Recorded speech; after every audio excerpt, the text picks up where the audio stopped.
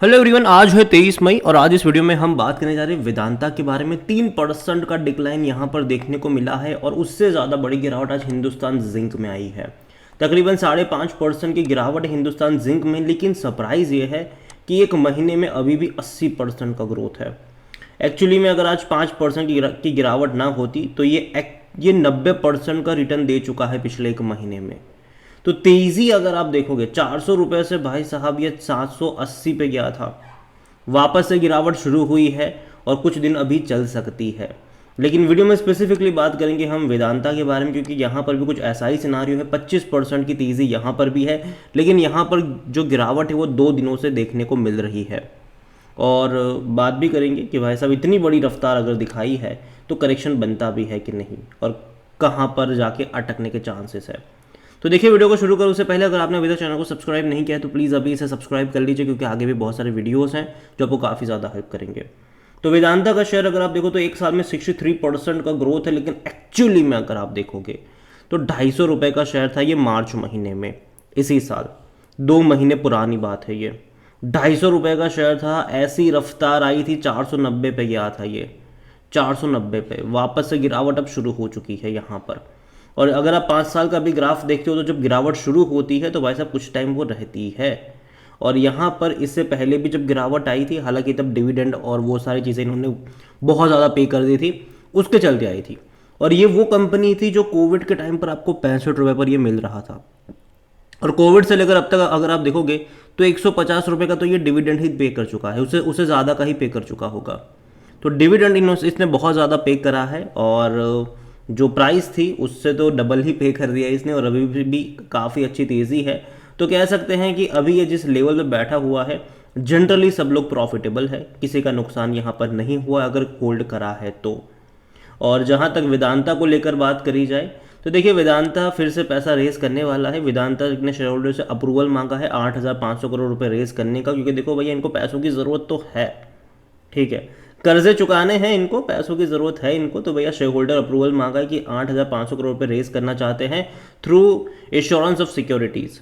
और देखते हैं कि क्या होगा। लेकिन ओवरऑल देखो, मुझे लगता है कि कंपनी बर्बाद तो पहले से नहीं होने वाली है ये।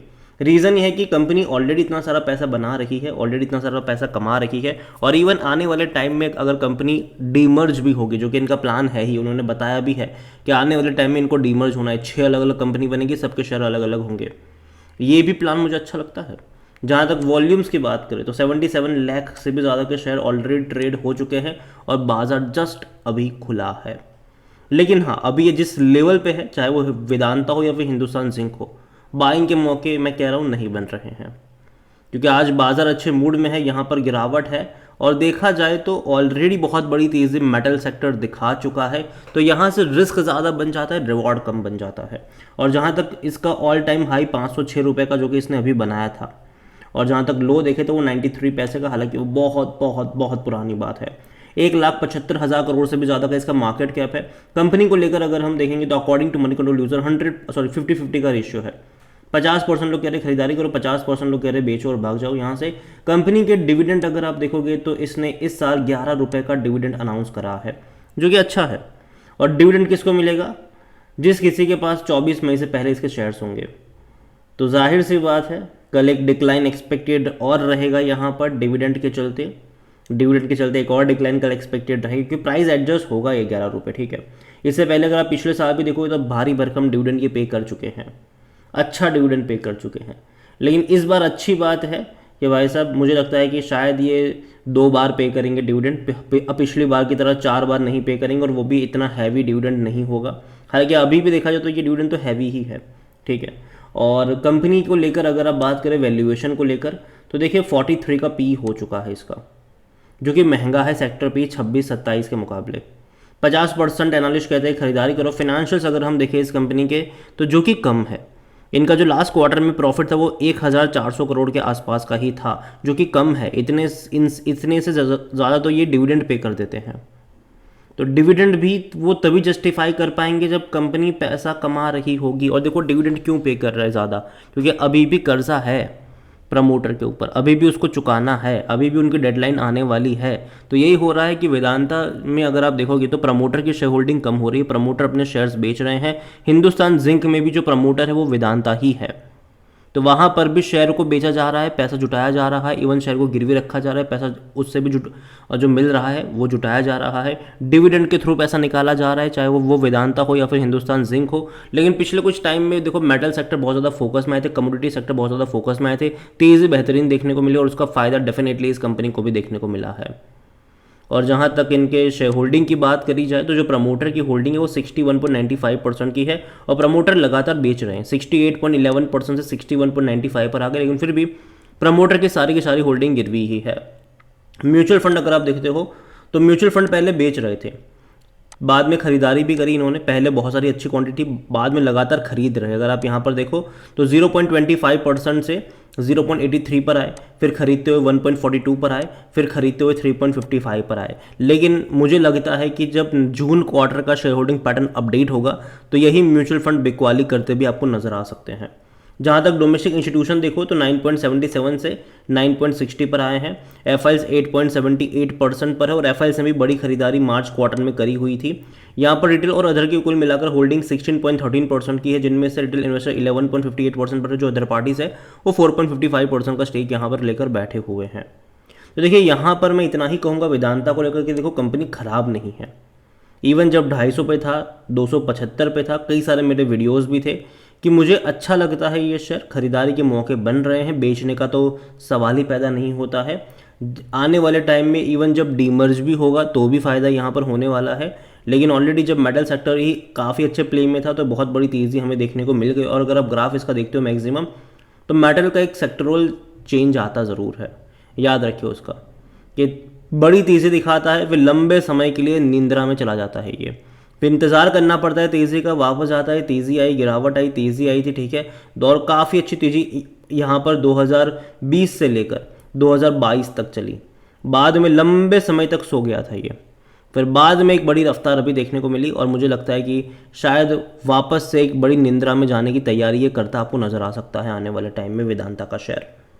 तो इतना ही कहूँगा कि भाई साहब यहाँ से तो एंट्री के मौके कतई मुझे नज़र नहीं आ रहे हैं, फ्रेश एंट्री के बिल्कुल भी मौके नज़र नहीं आ रहे हैं। सेम चीज़ मैं हिंदुस्तान जिंक को लेकर भी कहूँगा कि यहाँ पर भी अगर आप देखो तो भाई साहब ऐसी तेज़ी हिंदुस्तान जिंक में अगर आप देखो तो आज से पहले कभी नहीं बनी। इवन अगर आप इसका मैक्सिमम चार्ट भी देखो 2006 से लेकर अब तक ऐसी तेज़ी आज से पहले कभी नहीं बनी।